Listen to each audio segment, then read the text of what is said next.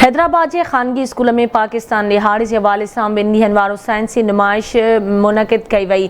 उन हवाले से तफ़सील ॾिसूं था साकिब कुबर जी हिन रिपोर्ट में। हैदराबाद के खानगी स्कूल में जो में पाकिस्तान के हवाले से ॿिनि ॾींहनि वारो साइंसी नुमाइश मुनक़िद कई वई। साइंसी नुमाइश में स्कूल के टीचर्स और शागिर्दनि पिणु वॾे अंग में शिरकत कई। नुमाइश में स्कूल के शागिर्दनि पारां योम पाकिस्तान के उनवान से टेबलो पिणु पेश कयो वियो। उन मौके ते साइंसी नुमाइश में स्कूल के शागिर्दनि पारां हथ से तैयार कयल मुख़्तलिफ़ मॉडल रखा विया। उन मौके ते हिननि आवाज़ टीवी न्यूज़ से ॻाल्हाईंदे चयो त आर्ट्स में तव्हां ॾिसी वठो जो असांजी सिंध जो सकावत ॾेखारी आहे, पंजाब जो भी ॾेखारियो आहे, ईअं ख़ैबर पख्तूनख्वा में इमरान खान भी ॾेखारियो आहे। असां सॼे सिंधनि खे गॾु करे हलण वारा आहियूं। इहो कोन्हे कि सिंध आहियूं त सिंधी आहियूं, असां पाकिस्तानी भी आहियूं। एग्ज़िबिशन जो मतलब होंदा है कि ॿारनि जी एक्टिविटी उन्हनि जे अंदर जो के ॾिसण के ही केतिरो उन्हनि जो माना जज़्बो आहे। ही ॾिसो इहे शयूं रखणु घुरिजनि।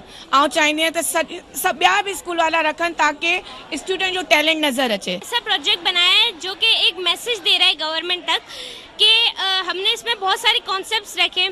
हमने ऐसी चीज़ें डाली कि अगर ये मैसेज गवर्नमेंट तक पहुंचता है कि तो क्या पता फ्यूचर में कुछ हमारे तब्दीली है हमारे शहर में। वाले से आर्ट गैलरी असां ठाही आहे, इनमें डिफरेंट टाइप्स जी वॉल ठाही आहे। सिंधी वॉल, सूबन जी वॉल ठाही आहे, सिंधी वॉल ऐं पंजाब वॉल ऐं KPK वॉल।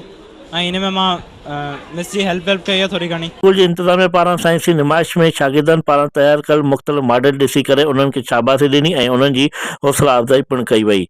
ज़रूरत इन ॻाल्हि जी आहे त अहिड़े क़िस्म जी साइंसी नुमाइश सरकारी स्कूलनि जे अंदरि बि करायूं वञनि त जीअं उते पढ़ंदड़ ॿारनि जी हौसला अफ़ज़ाई थी सघे। कैमरामैन यासिर क़ुरैशी सां गॾु साकिब कुबर, आवाज़ TV न्यूज़, हैदराबाद।